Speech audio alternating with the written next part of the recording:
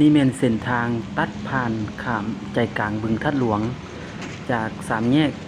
ถนนบ้านโน้นหวายตรงไปหาสามแยกหรือว่าสี่แยกไฟแดงพลพันธุ์เป็นสี่แยกไฟแดงใกล้ไฮเทคเนาะวันนี้เราจะมาเบิ่งกันตั้งแต่มีการก่อสร้างมาก็เป็นเวลาระยะหนึ่งตอนนี้ก็มีการเพแล้วก็เขาเจ้าจะซ่อมแปลงคืนใหม่เนาะตอนนี้เราจะเริ่มถ่ายจากจุดสามแยกเส้นทางถนนบ้านโน้นหวายเนาะตรงไปพุ่นเลยตรงไปทางสี่แยกไฟแดงพลทันเนาะการมาติดตามเบิ่งน้ำกันเนาะก็เป็นอีกเส้นทางหนึ่งเนาะที่สำคัญที่สุดในนครหลวงที่ว่าตัดผ่านบึงทะหลวงซึ่งประชาชนในนครหลวงเวียงจันทน์เป็นใช้เส้นทางนี้ผ่านไปมาเพื่อลดระยะทางหรือว่าลดเวลาลงในการไปเวียกไปงานเนาะก็ใช้เส้นทางนี้ข้ามไปผู้ที่อยู่ฝั่งนั้นก็มันข้ามมาจากพลทันเนาะมาหาบ้านโน้นหวาย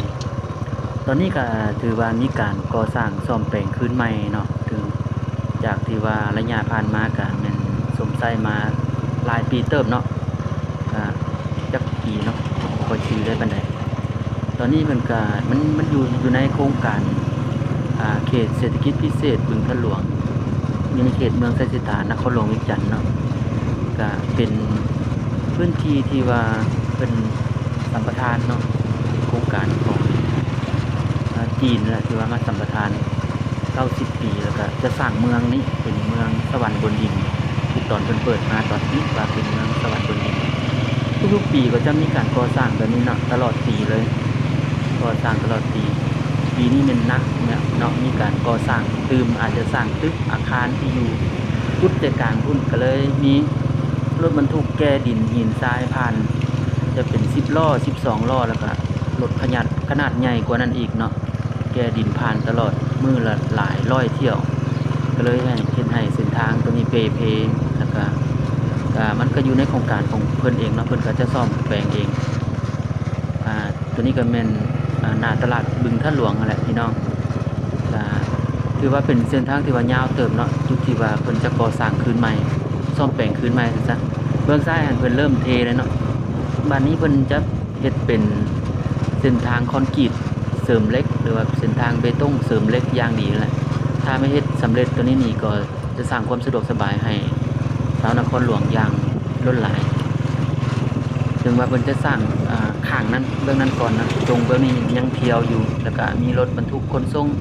ดินแก้ดินไปถมจุดอยู่ในใจกลางบึงทะหลวงแหละที่ว่าเพิ่นจะสร้างตึกอีกหลายตึกหลายอาคารที่จะสร้างขึ้นเพิ่นจะสร้างไปเรื่อยๆเนาะจนเป็นเมืองพุ่นแหละนะอาจจะเป็นไซนาทาวน์อีกจุดหนึ่งอันนี้ทางเข้าตลาดบึงทะหลวงพี่น้องเบื้องขวามือนี่จุดนี้แหละ มันไผกลายมาเส้นทางนี้ก็กลายมาเส้นทางช่วงนี้ก็จะเป็นช่วงฤดูฝนก็สิลำบากในแถมยังเพิ่นมีการก่อสร้างแล้วก็ซ่อมแปลงเส้นทางขึ้นใหม่ถึงว่ามันเปหลายเนาะเป็นพวกเป็นหนองเป็นคุมแบบมันลมมันดินมันถล่มทลายหมดเลยนะทางเส้นนี้เมื่อก่อนก็เป็นทางปูยางธรรมดาบัดนี้ถือว่าเพิ่นจะเฮ็ดเป็นคอนกรีตเลยแหละคอนกรีตอย่างที่เสริมเหล็กหนาพี่น้องหนาใหญ่แข็งแรงเนาะเสริมเหล็กใหญ่เลยเอาอัดชาวนครหลวงเวียงจันทน์จะได้สมใจน้ำกันในมอนี่แหละตอนนี้ก็กำลังก่อสร้างไปเรื่อยๆเนาะแล้วก็ตึกอาคารอยู่เขตนี้เพิ่นก็จะสร้างขึ้นเรื่อยๆจนกว่าจะเป็นเมืองหนึ่งพุ่นแหละเนาะว่ามันเป็นเขตเศรษฐกิจพิเศษเขตพัฒนากลุ่มรวมไสเศรษฐาตามที่เฮาเบิ่งในข่าวเนาะอันนี้ก็ตึกตัวนี้ก็ยังสร้างบ่ทันแล้วเนาะก็กำลังก่อสร้างไปเรื่อยๆจุดนี้มันเพนักสมควรนี่นะกายตลาดบึงทะหลวงมาจนฮอดจุดขวาเบิ่งนั่นพุ่นแหละเพิ่นจะก่อสร้างไปเรื่อยๆเนาะประชาชนที่เที่ยวมาที่เดินทางมาจากเส้นทางบ้านโน้นหวายมาฮอดจุดนี้ก็ต้องเลี้ยวซ้ายพี่น้องเลี้ยวซ้ายออกไปทางเว้นทางเบื้องนี้เด้อเว้นซ้ายออกไปเนาะนี่ตามที่ข้าพเจ้าถ่ายให้เบิ่งนี่เลยเว้นซ้ายออกไปลัดไปใส่บึงทะหลวงพุ่นละจะเป็นทางเส้นนั้นยังดีอยู่เนาะเพิ่นบ่ได้แก่ดินบ่ได้รถบรรทุกบ่ได้แล่นผ่านอยู่ว่ายังดียังเว้นไปได้เนาะอันใดที่ว่าเที่ยวเส้นทางนี้เขาจะคงดีออกไปใส่หนองบึงทะหลวงพุ่นเลยส่วนมื้อธรรมดาก็ยังมีประชาชนเนาะออกมา เล่นมาเที่ยวมาลิ้นอยู่เขตนี้แหละเขตหนองบึงทะหลวงนี่คือว่าหลายอีหลีวันเสาร์วันอาทิตย์มันเต็มแถวนี้แล้วก็พิเศษแม่นเพิ่นเฮ็ดสวนสนุกขึ้นอยู่ในนี่อยู่เบื้องซ้ายมือเรานี่จะแนมไปเดี๋ยวจะถ่ายให้เบิ่งแป๊บหนึงสวนสนุกบึงทะหลวงซึ่งเปิดหาก็ได้ 2-3 เดือนนี่แหละถ้าคนก็มาลิ้นหลายเนาะว่างอาทิตย์แล้วนี่เพิ่นก็เปิดให้เข้าฟรีมาลิ้นมาเที่ยวฟรีก็โอ้คนมาเต็มบ้านบึงทะหลวงเลยพี่น้องอ่าอยู่เบื้องซ้ายมือมันเบื้องนั้น อันนี้ก็จะโค้งเลี้ยวขวาไปเนาะจะออกไปใส่ถนนใหญ่ถนนกำแพงเมืองพุ่นแหละถนนบ้านพลทันเนาะไปใส่ไฟแดงใกล้ๆไอเต็กนี่ก็ต้องมาเส้นนี้พี่น้องอันนี้ก็เขตตึกเก่าที่ว่าเพิ่นสร้างแล้วแล้วก็ยังมีหลายๆตึกอีกที่กำลังสร้างอยู่เขตบึงทะหลวงก็บ่มีหยังหลายพี่น้องพามาเลาะชมเบิ่งการก่อสร้างในปัจจุบันเนาะ ถือว่าเพิ่นก็ลงมือคุ้นเคี่ยวสร้างไปนำสร้างเส้นทางไปนำสร้างตึกไปนำเนาะ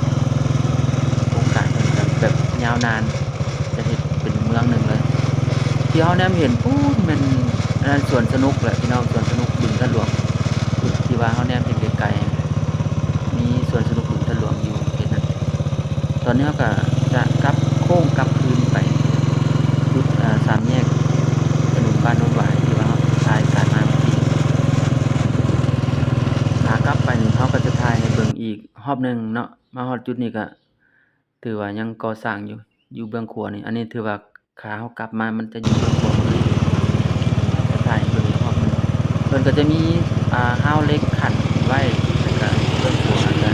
กำลังเทคอนกรีตเนาะเป็นคอนกรีตเสริมเหล็กใหญ่เลยแหละพี่น้องแล้วก็เฮ็ดหนาเนาะเบิ่งคือสิทนทานแข็งแรงใช้เหล็กขนาดใหญ่เลยกำลังก่อสร้างอยู่ หลังจากแล้วภาคเบิ่งนั้นเพิ่นก็จะเปลี่ยนมาเฮ็ดอยู่ทางตรงนี้เนาะตามที่เบิ่งโครงการเพิ่นอยู่ในป้ายเพิ่นตั้งโชว์ให้เบิ่งตอนนี้เราถ่ายกลับคืนมาสู่อันถนนบ้านโนนหวายเนาะกำลังถ่ายเลาะกลับคืนมาจะเห็นอ่าวเล็กแบบนี้กันไว้แล้วก็มีรถบรรทุก ทุกท่านที่เข้ามารับชมคลิปอย่าลืมสนับสนุนช่องก้อยป่าพาเลาะเด้อพี่น้องด้วยการกดไลค์กดแชร์คอมเมนต์แล้วก็กดติดตามช่องไว้เด้อพี่น้อง